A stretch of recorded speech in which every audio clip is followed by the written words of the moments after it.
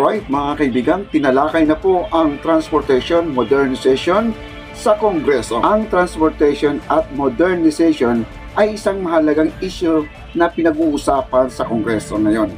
Ito ay layunin na mapabuti ang sistema ng transportasyon sa ating bansa. Maaring kasama dito ang mga pagbabago sa mga patakaran at regulasyon ng mga pampublikong sasakyan, infrastruktura ng mga kalsada at iba pang aspeto ng transportasyon. Ang layunin ng transportation at modernization ay mapabuti ang daloy ng trapiko, mapalakas ang kaligtasan ng mga kalsada at mapadali ang mga akses ng mga tao sa mga transportasyon. Ito ay isang mahalagang hakbang para sa mas maayos at epektibong sistema ng transportasyon sa ating bansa. At ito na po, ilalabas na po ang patakaran ng regulasyon sa Pilipinas, ang Transportation Modernization. Una, Public Utility Vehicles Modernization PUVM Program.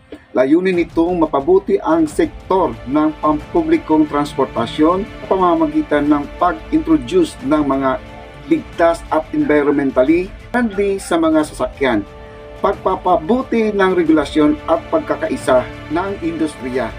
Layunin nito ang mapabuti ang kalidad ng buhay sa mga urbanong lugar. Iwasan ang mga ekonomikong pagkawala dulot sa pag-aaksaya ng oras sa pagbabiyahe. Iwasan ang greenhouse gas GHG emissions at mapabuti ang kalagayan ng mga operator na industriya sa pamamagitan ng pagpapabuti ng antas ng serbisyo. Pangalawa, consolidation ng mga pampublikong sasakyan. Isa sa mga hakbang sa transportation modernization ay ang consolidation ng mga operator ang pampublikong sasakyan. Layunin nito na mabawasan ang bilang ng mga operator at palakasin ang kooperasyon ng mga coordination sa pagpapatakbo ng mga sasakyan. Sa pamamagitan ng consolidation, mas magiging maayos at epektibo ang pagpapatakbo ng mga pampublikong sasakyan. Pangatlo, franchising sa mga rota. Isa pang patakaran na pinag-uusapan ay ang pagpapalit ng sistema ng franchising mula sa pagkakaroon ng individual na prangkisa para sa bawat sasakyan tungo sa ruta-based franchising.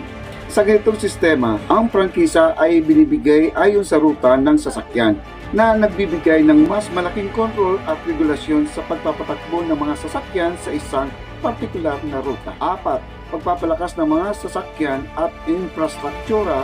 Bahagi rin sa transportation modernization ang pagpapalakas ng mga sasakyan at infrastruktura.